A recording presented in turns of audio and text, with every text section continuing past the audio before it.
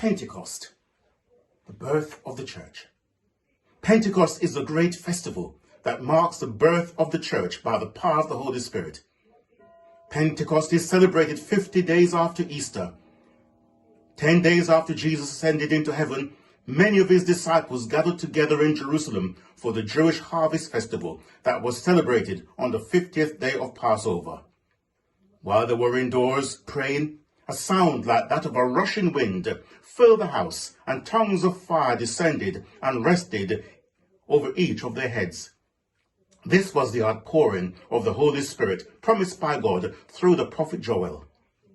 The disciples were suddenly empowered to proclaim the gospel of the risen Christ and went out onto the streets of Jerusalem, boldly preaching to the crowds, the Holy Spirit enabling them to speak in the native languages of the people who had come from all corners of the Roman Empire.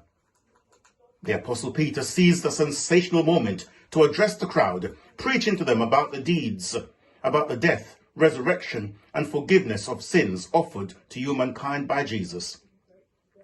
The result was that about 3,000 converts to Christianity were baptized that day. The liturgical color of red recalls the tongues of flame in which the Holy Spirit descended on the first Pentecost.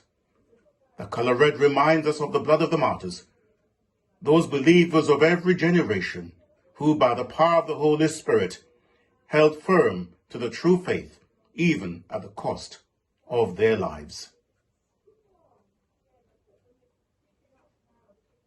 Our processional hymn, Come Down, O Love Divine.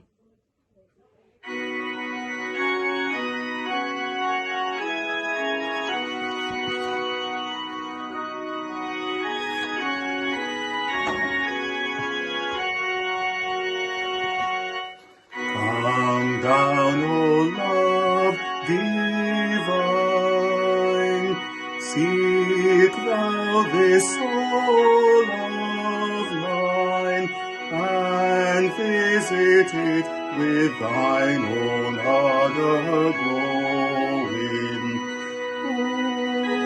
O Comforter, draw near, within my heart appear, and through it thy holy flame bestowing. Let it freely burn, till earthly passions turn to dust and ashes in its heat consuming.